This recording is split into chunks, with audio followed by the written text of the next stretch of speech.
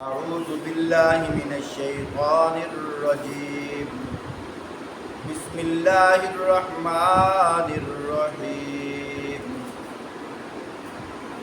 ومن ثمرات النخيل والأعناب تتخذون منه سكرا ورزقا حسنا إن في ذلك لآية لقوم یعقلون. فرمایا اسی طرح کھجور کے درختوں اور انگور کی بیلوں سے بھی ہم ایک چیز تمہیں پلاتے ہیں جسے تم نشہ آور بھی بنا لیتے ہو اور پاک رزق بھی. یقیناً اس میں ایک نشانی ہے عقل سے کام لینے والوں کے لیے.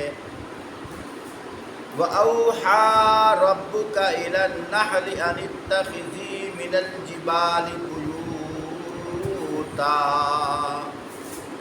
بُيُوتًا وَمِنَ الشَّجَرِ وَمِمَّا يَعْرِشُونَ. اور دیکھو تمہارے رب نے شہد کی مکھی پر یہ بات وحی کر دی کہ پہاڑوں میں اور درختوں میں اور چھتوں پر چڑھائی ہوئی بیلوں میں ایک چھتا بنا. ثم کلی من کل الثمرات فسلکی سبل ربک ذللا یخرج من بطونها شراب مختلف الوانه فیہ شفاء للناس ان فی ذلک لآیۃ لقوم یتفکرون. فرمایا اور ہر طرح کے پھلوں کا رس جوس اور اپنے رب کی ہموار کی ہوئی راہوں پر چلتی رہے. اس مکھی کے اندر سے رنگ برنگ کا ایک شربت نکلتا ہے جس میں شفا ہے لوگوں کے لیے. یقیناً اس میں بھی ایک نشانی ہے ان لوگوں کے لیے جو غور و فکر کرتے ہیں. محترم ساتھیوں، قرآن پاک کی ان آیات کے اندر پہلے تو اللہ پاک نے اپنی نعمتوں کے پھلوں میں سے دو پھلوں کا ذکر کیا ہے جس میں سے ایک کھجور کا اور دوسرا انگور کا. پہلی بات تو یہ ہے کہ نعمتیں تو بے شمار ہیں، ان کا الگ ذکر کیوں کیا ہے؟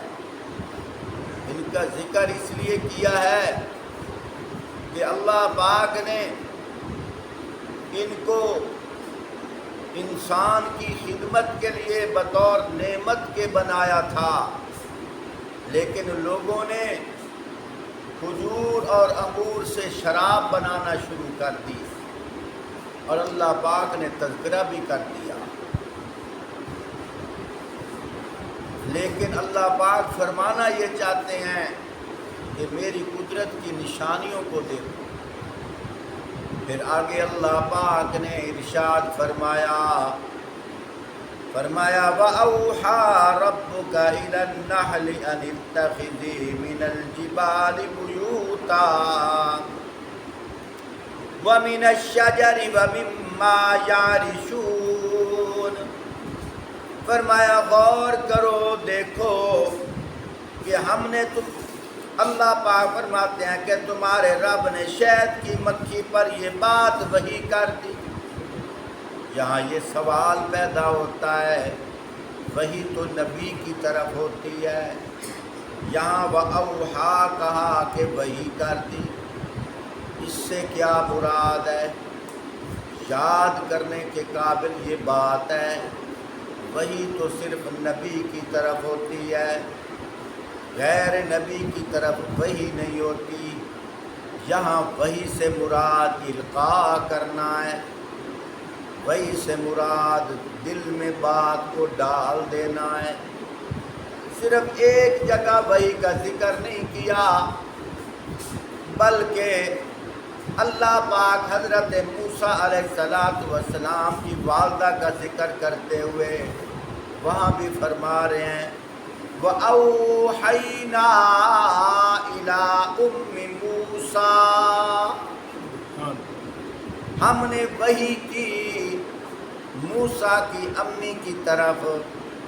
اب یہاں خود دیکھو، اب عورت کی طرف وحی ہو رہی ہے، حالانکہ کم و بیش 1,44,000 انبیاء مرد آئے ہیں، کوئی عورت نبی بن کے نہیں آئی۔ لیکن یہاں دیکھو اللہ پاک فرما رہے ہیں ہم نے موسیٰ علیہ السلام کی والدہ کی طرف وحی بھیجی، جیسا کہ اللہ پاک فرما رہے ہیں ہم نے شہد کی مکھی کی طرف وحی بھیجی۔ جہاں اللہ پاک غیر نبی کا وحی کے ساتھ ذکر فرمائیں، اس سے مراد یہ نہیں نعوذ باللہ کہ وہ اللہ کا نبی ہے، بلکہ اس سے مراد یہ ہے کہ اللہ پاک نے القاء کر دیا ہے۔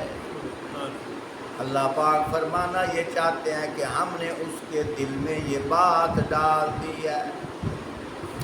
اللہ پاک بتانا یہ چاہتے ہیں وہ جو شہد کی مکھی ہے، وہ جو درختوں پہ جاتی ہے، اوپر اوپر جا کر چھتا بناتی ہے، فرمایا وہ ایسے نہیں بنا رہی بلکہ ہماری نگرانی میں بنا رہی ہے۔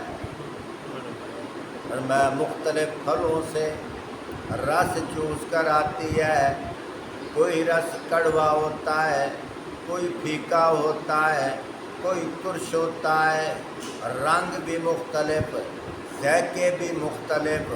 فرمایا یہ جو ہزاروں کی تعداد میں مکھیاں بن بن آتی ہوئی جاتی ہیں، پھر اسی چھتے میں واپس آتی ہیں، فرمایا یہ بھی ہماری نگرانی میں کام ہو رہا ہے، یہ ایسے نہیں ہو رہا۔ اللہ پاک بتانا یہ چاہتے ہیں کہ یہ جو سب کچھ ہو رہا ہے، ایک روایت کے اندر آتا ہے کہ آپ صلی اللہ علیہ وآلہ وسلم نے ایک شہد کی مکھی سے پوچھا کہ تمہارا کام کیا ہے، تم کیا کرتی ہو؟ شہد کی مکھی نے عرض کیا یا رسول اللہ صلی اللہ علیہ وآلہ وسلم، ہم پھیل جاتی ہیں اللہ کی زمین پہ مختلف پھلوں سے، مختلف پھولوں سے، مختلف درختوں کی ٹہنیوں پتوں سے ہم رس چوس کر آتی ہیں۔ کسی کا رس کڑوا ہوتا ہے، کسی کا رس ذائقہ ترش ہوتا ہے، کسی کا پھیکا ذائقہ ہوتا ہے، کسی کا کوئی رنگ ہوتا ہے۔ مختلف رنگوں سے، مختلف ذائقوں سے ہم رس چوس کر ایک چھتے میں جمع کر دیتی ہیں۔ یا رسول اللہ صلی اللہ علیہ وآلہ وسلم، ہم آپ پر درود و سلام پڑھتی ہیں، اللہ پاک اس کڑوے رس کو شہد بنا دیتے ہیں۔ یہاں ایک بات اور بھی قابل غور ہے، ہماری زبان کے اندر 2 لفظ بولے جاتے ہیں، ایک لفظ ہے شفا، ایک لفظ ہے شفا۔ ایک شین کی کسرہ کے ساتھ یعنی زیر کے ساتھ، اور ایک شین کی فتح کے ساتھ یعنی زبر کے ساتھ۔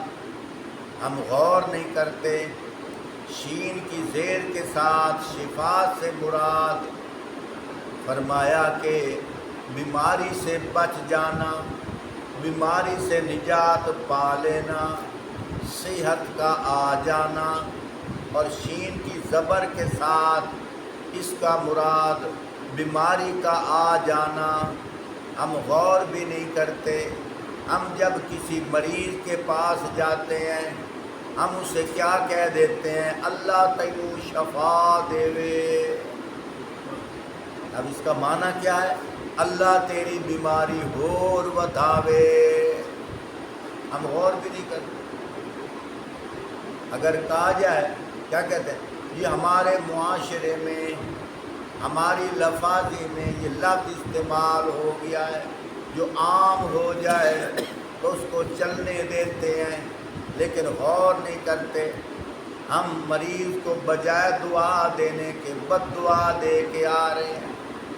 اصل لفظ کیا ہے؟ شفا۔ تو کیا دعا کرنی چاہیے؟ اللہ تجھے شفا دے، شفا نہیں، شفا۔ لوگ کیا کہہ دیتے ہیں؟ اللہ تجھے شفا دے۔ شفا کا معنی بیماری، شفا کا معنی تندرستی۔ بعض لوگ انبیاء کا نام بھی الٹ بول دیتے ہیں۔ او یوسف، او یوسفیا، نعوذ باللہ۔ کوئی کہہ سکتا ہے قاری صاحب تم بھی تو بول رہے ہو۔ بھائی اگر میں نقل کر کے نہ بتاؤں تو لوگوں کو پتہ کیسے چلے؟ تو یوسف نہیں ہوتا، یوسف ہوتا ہے، سین کی ضمہ پیش کے ساتھ، یوسف، یونس۔ تو میرے محترم یہاں بھی غور کرنا چاہیے۔ تو اللہ پاک نے یہاں کیا فرمایا؟ اللہ پاک نے شفا فرمایا، شفا نہیں فرمایا۔ میں دوبارہ پڑھ دیتا ہوں۔ اللہ پاک ارشاد فرماتے ہیں ثم کلی من کل الثمرات فسلکی سبل ربک ذللا یخرج من بطونها شراب مختلف الوانه فی شفاء للناس ان فی ذلک لآیۃ لقوم یتفکرون۔ فرمایا اور ہر طرح کے پھلوں کا رس چوس کر اور اپنے رب کی ہموار کی ہوئی راہوں پر چلتی رہے۔ اس مکھی کے اندر سے رنگ برنگ کا ایک شربت نکلتا ہے جس میں شفا ہے لوگوں کے لیے۔ یقیناً اس میں بھی ایک نشانی ہے ان لوگوں کے لیے جو غور و فکر کرتے ہیں۔ اللہم صلی علی سیدنا مولانا محمد وعلی آل سیدنا و مولانا محمد وبارک وسلم وصلی علیہ